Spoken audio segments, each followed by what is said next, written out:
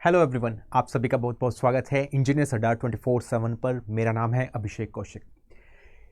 इस वीडियो में हम D triple S B JE के बारे में देखेंगे कि क्या होता है D triple S B JE, इसका काम क्या होता है, इसकी सैलरी कितनी मिलती है, इस एग्ज़ाम को क्लियर करने के लिए क्या क्या आपको तैयारी करनी पड़ेगी, क्या क्या इसमें एग्ज़ाम पैटर्न पूछा जाता है ना। वो सारा डिस्कशन इसी कंप्लीट वीडियो में होगा। मेरा मकसद ये है इस वीडियो को बनाने का कि आपको D triple S B JE के बारे में पता चल जाए, पहली तो बात। और अगर आने वाली इन टर्म्स ऑफ अगर हम बात करें 2024 की, अगर उसमें ये एग्जामिनेशन आता है आपके सामने, तो आप पहले से ही अवेयर रहो क्या होता है कि ये सब चीज़ें पे, और अपनी तैयारी को अच्छा फास्ट फॉरवर्ड में मूव कर पाओ। तो D triple S B JE के ऊपर हम बात करेंगे, एलिजिबिलिटी क्राइटेरिया के ऊपर बात करेंगे, सैलरी, एग्जाम पैटर्न क्या होता है, सिलेबस, हाउ टू क्रैक, इसको क्रैक कैसे कर सकते हैं, उस पर भी थोड़ी सी चर्चा करेंगे। ठीक है, पहली तो बात आपको ये पता होना चाहिए डी ट्रिपल एस बी का मतलब क्या होता है। डी ट्रिपल एस बी का मतलब है Delhi subordinate services selection board. एक ये बोर्ड है, एक संस्था है जो कंडक्ट कराती है आपका जूनियर इंजीनियर्स के लिए एग्जाम। ठीक है, आपको पता है दिल्ली में बहुत सारी संस्थाएं, बहुत सारे पोस्ट हैं जिसमें जूनियर इंजीनियर्स की जरूरत पड़ती है, जेई की जरूरत पड़ती है। उनके लिए ये डी ट्रिपल एस बी काम करती है कि उनको कंडक्ट कर लिया जाए। जैसे D triple S B teachers की वैकेंसीज भी निकालती है ना दिल्ली में, ऐसे ही जूनियर इंजीनियर की भी वैकेंसी निकलती है। पर आज हम जेई के बारे में पढ़ने वाले हैं और इसके बारे में देखने वाले हैं काफ़ी सारे पॉइंट्स। ठीक है, पहली तो बात कर लेते हैं इसके बारे में कि डी ट्रिपल एस बी होता क्या है। वो तो मैंने ऑलरेडी बता ही दिया आपको, है ना, थोड़ा सा हिंट दे दिया है। और इसके एग्जाम पैटर्न भी बहुत इंपॉर्टेंट है, क्योंकि ये ऐसा एग्जाम है जो हर साल नहीं आता, है ना। कभी कभी देखने को मिलता है, 2 साल के गैप पे देखने को मिल गया, या फिर 1 साल के गैप पे देखने को मिल गया। जैसे आरआरबी जेई का है कि कभी भी फिक्स नहीं है, हर साल देखने को नहीं मिलता। जबकि एसएससी जेई अगर आप देखोगे तो हर साल आता रहता है ना। अभी भी 1200-1300 वैकेंसीज हैं इस साल भी। तो हम एक्सपेक्ट कर रहे हैं कि 2024 में वैकेंसीज देखने को मिले और आपका भला हो, और 2024 में इस एग्जाम को आप फोड़ो, क्योंकि बहुत बढ़िया जॉब है। दिल्ली में ही सर्व करने का आपको मौका मिल जाता है एज ए जूनियर इंजीनियर, और this is the well groom job जो हम बोल सकते हैं, है ना। आइए जानते हैं इसके बारे में। पहले तो एजुकेशनल क्वालिफिकेशन है क्या।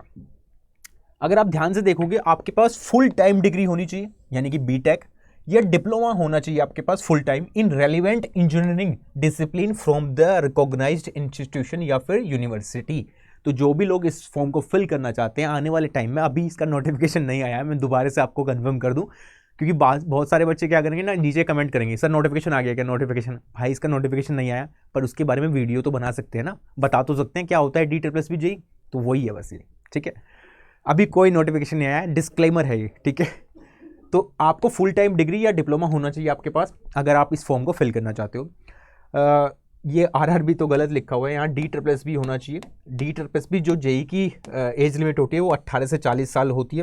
तो बहुत सारी अपॉर्चुनिटीज इसमें मिल जाती है। अगर कोई स्टूडेंट ये है कि 30+ हो गया, उसके लिए भी ये रहता है। एक तरह से आप बोल सकते हो जैसे पीसीएस देते हैं हम, वैसी एज क्राइटेरिया है, कुछ अलग नहीं है इसमें। ठीक है, नेक्स्ट अगर हम बात करें एग्जाम पैटर्न की इसका, तो इसका एग्जाम पैटर्न थोड़ा सा ट्रिकी है ना, इस पर बात करेंगे एक बार। एग्जाम पैटर्न की मैं बात करूं तो there will be 2 sections, 2 sections हैं in the D triple S B tier 1 examination. जो टीयर 1 होगा आपका CBT 1 मोड एग्जामिनेशन होता है, कंप्यूटर बेस्ड टेस्ट आपका ये होता है यहाँ से। उसमें जो सेक्शन ए है, या हम बोल सकते हैं टीयर 1, है ना, 2 सेक्शन है इसमें।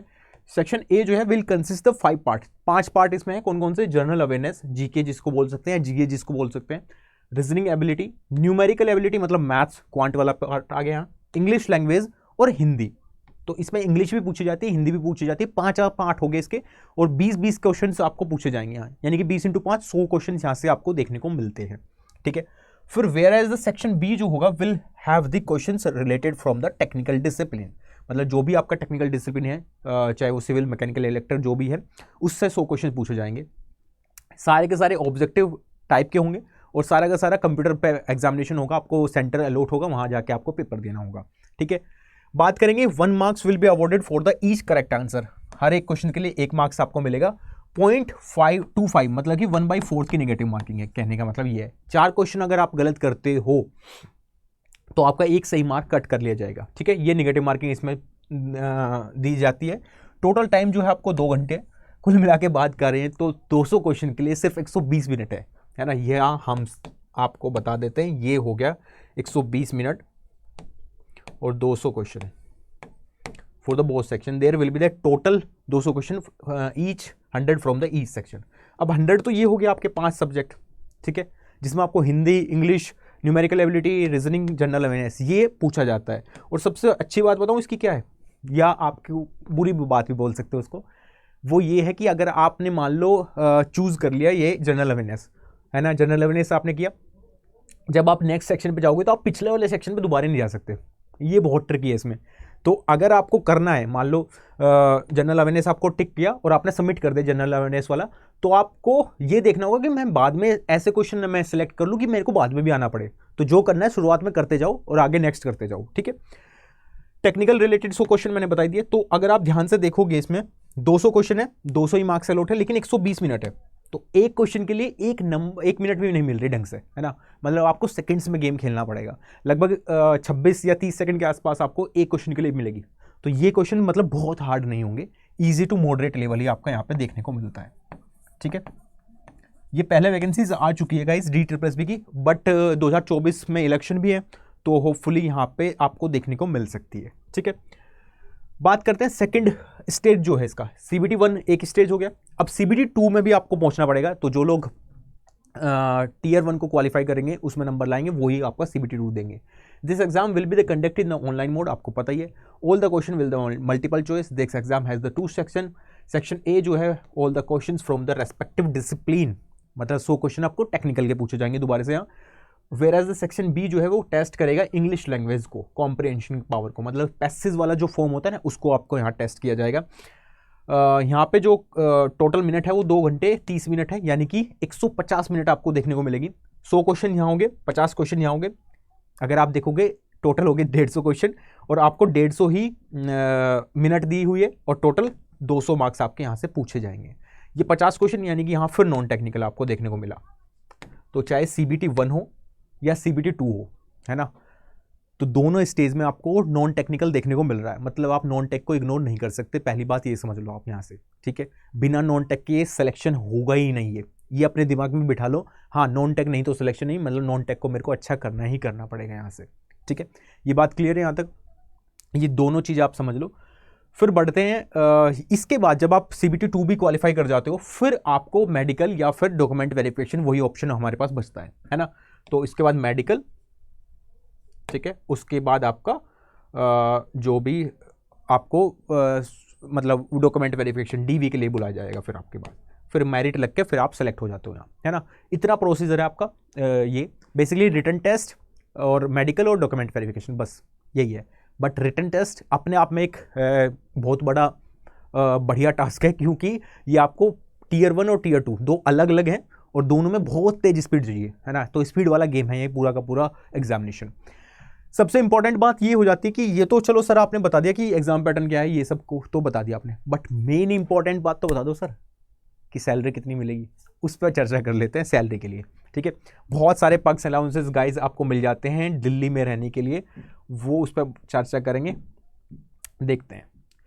अगर आप ध्यान से देखोगे तो स्केल ऑफ पे कितना है DSSS JEE के लिए। Candidate will get A monthly salary from the 9,300 से लेके 34,800 तक वेरी करेगी। एडिशनल ग्रेड विद द 4,200, है ना, या फिर ग्रेड पे 4,600 भी इसमें पहुंचता है, जो कि 10,900 से लेकर 34,800 प्लस रहेगा, ठीक है। There is a annual increment which will be the made on the performance and the experience. ये तो सही बात है ना, साल में एक बार इंक्रीमेंट हो जाता है ना। तो बेसिक से कितनी, बेसिक पे कितनी है 34,000। तो 34,000 पे आपका जितने भी इंसेंटिव है या जितना भी पर्क्स अलाउंसेस है वो 34,000 पे लगता रहेगा। जैसे कि then there will be the annual increment for the next 4 years, ठीक है।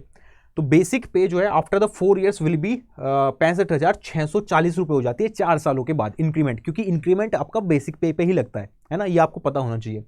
अदर बेनिफिट्स जो हैं वो देख लेते हैं, डिफाइंड है क्या क्या।